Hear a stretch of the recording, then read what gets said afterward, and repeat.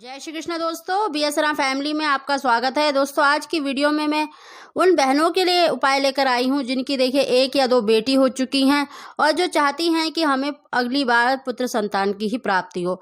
दोस्तों बहुत सी बहनों को सम दिन सम तिथि का प्रयोग नहीं पता होता, तो उन्हीं के लिए ये उपाय है कि वो ऐसा क्या करें जिससे कि उन्हें होने वाली संतान पुत्र ही हो। दोस्तों इस उपाय को देखिए पहली प्रेगनेंसी यानी आपका पहला गर्भधारण है तो उसमें नहीं करना है। जिनकी देखिए दूसरा या तीसरी मतलब गर्भधारण है उन्हीं को ये उपाय करना है और इस उपाय को आपको पहले महीने में नहीं करना है। इसको दूसरे और तीसरे महीने जब आपका दूसरा या तीसरा महीना चल रहा हो तभी आप इस उपाय को करें।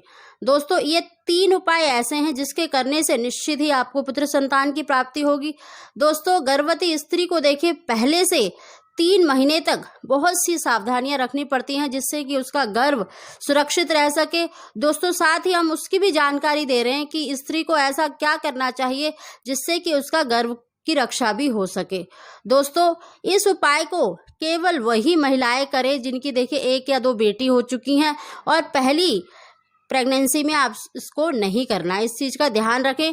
दोस्तों उस उपाय को जानने से पहले जो पहली बार मेरी वीडियो को सुन रहे हैं प्लीज़ मेरे चैनल को सब्सक्राइब करें, बगल में बेल आइकन को दबा दें जिससे मेरी आने वाली सभी वीडियो का नोटिफिकेशन सबसे पहले आप तक पहुंच सके।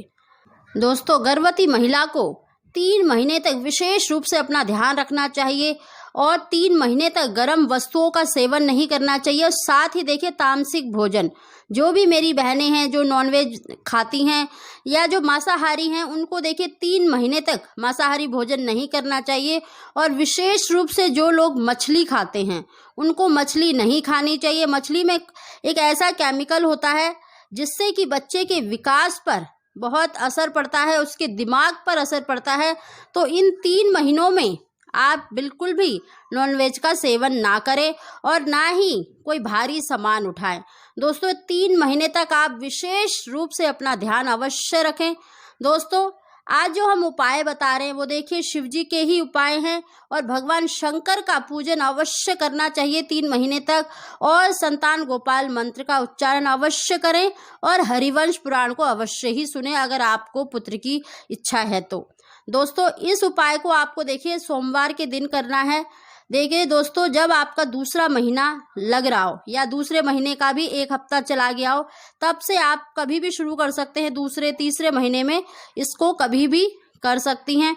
दोस्तों आपको इसमें ना 100 ग्राम या 50 ग्राम शिवलिंगी के बीज लेना है और उनको देखिए शिव जी को अर्पित करना है। जब भी आप सोमवार का पूजन करने जाए तो वहां पर शिवलिंग के बीज ले जाएं, थोड़े से बीज शिवलिंग पर अवश्य अर्पित करें और उनसे प्रार्थना करें कि हे प्रभु अब की बार मुझे पुत्र ही देना, क्योंकि मेरी 1 और 2 जितनी भी बेटी हो चुकी हैं तो ऐसे आपको प्रार्थना करनी है।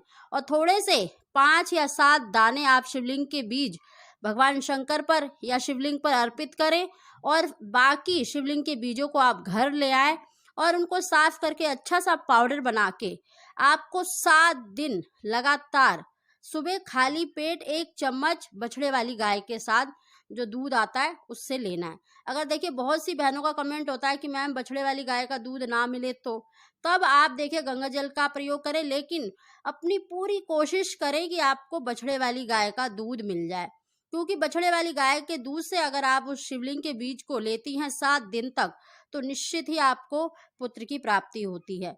दोस्तों साथ ही इन 7 दिनों में आपको संतान गोपाल मंत्र का उच्चारण अवश्य करना चाहिए और साथ ही अगर आप इन 7 दिनों में गौ माता की सेवा कर लेती हैं तो निश्चित ही आपको पुत्र की प्राप्ति होती है।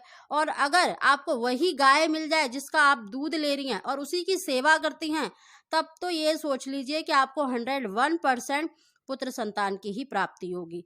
दोस्तों ये तो था पहला उपाय और दूसरा उपाय यह है कि दोस्तों अगर आपको देखिए दूसरा तीसरा महीना चल रहा है, इस उपाय को आप देखिए 9 महीने तक कर सकती हैं, लेकिन अगर शुरू के दिनों में करती हैं तो आपको ज़्यादा फल मिलता है। दोस्तों इस उपाय को भी देखिए आपको सोमवार के दिन ही करना है। जब भी आप सोमवार का पूजन करने जाएं तो वहां पर एक जटा वाला नारियल अवश्य ले जाएं, क्योंकि जो जटा वाला नारियल होता है वो उसे श्रीफल कहा जाता है और बेटे का स्वरूप माना जाता है। उस पर आप अपनी मनोकामना बोलते हुए 7 बार कलावा लपेट दें, मूली लपेटें और भगवान शंकर को अर्पित करें और पूजा करने के बाद उस नारियल को आप घर ले आएँ। देखिए उसमें से नारियल का बीज निकलता है, चावल के दाने जितना बीज निकलता है। और दोस्तों ज़रूरी नहीं है कि आपको हर नारियल में वो बीज निकले, इसीलिए आप इस उपाय को 5 सोमवार कर सकती हैं। अगर 5 सोमवार में से 1 या 2 या 3 बारी भी अगर नारियल का बीज निकल जाता है तो निश्चित ही आपको पुत्र की प्राप्ति होगी। दोस्तों उस बीज को आपको देखिए सोमवार के दिन ही आपको खुद नहीं तोड़ना है, किसी भी पुरुष से तुड़वा ले, क्योंकि नारियल जो होता है बेटे का स्वरूप माना जाता है, तो स्त्री को खुद नहीं तोड़ना चाहिए। और जहाँ पर 3 आँख बनी होती है वहाँ पर एक छोटा सा बीज निकलता है। अगर वो बीज निकल जाए तो आप उसे गंगा जल में रख दे अपने मंदिर में, और दूसरे दिन सुबह खाली पेट ब्रह्म मुहूर्त में जगकर भगवान कृष्ण का ध्यान करके या शिव जी का ध्यान करके उस बीज को निकल जाए। और उसके आधे घंटे तक आपको कुछ नहीं खाना है और ना ही किसी लड़की का मतलब मुंह देखना है आधे घंटे तक। उसके बाद आप कुछ मीठा खा लें, देखना निश्चित ही आपको पुत्र की प्राप्ति होगी। दोस्तों इस उपाय को आप 5 सोमवार लगातार कर सकती हैं और 9वें महीने तक कभी भी इस मतलब नारियल के बीज को ले सकती हैं। लेकिन ध्यान रहे कि गर्भवती महिला 6ठे महीने से शिवलिंग का पूजन नहीं करती, इसीलिए आप कोशिश करें कि दूसरा तीसरा महीना जब आपका लग गया हो उसी समय पर इस उपाय को करें। दोस्तों तीसरा उपाय भी बहुत ही प्रभावशाली है, इस उपाय को भी आप जरूर करके देखिएगा। दोस्तों कोशिश करें कि आप ये तीनों ही उपाय कर लें। अगर तीनों उपाय नहीं कर सकते तो कोई एक उपाय भी अवश्य करें, तो निश्चित ही आपको पुत्र संतान की प्राप्ति होगी। दोस्तों इन 3 महीनों में जब आप ये उपाय कर रहे हैं तो जितना हो सके देखिए संतान गोपाल मंत्र का उच्चारण करें और हरिवंश पुराण का श्रवण अवश्य ही करें। और इन 3 महीनों में आपको सात्विक भोजन करना है, इस चीज़ का जरूर ध्यान रखें। दोस्तों तीसरा उपाय है देखिए मोरपंख की दवाई।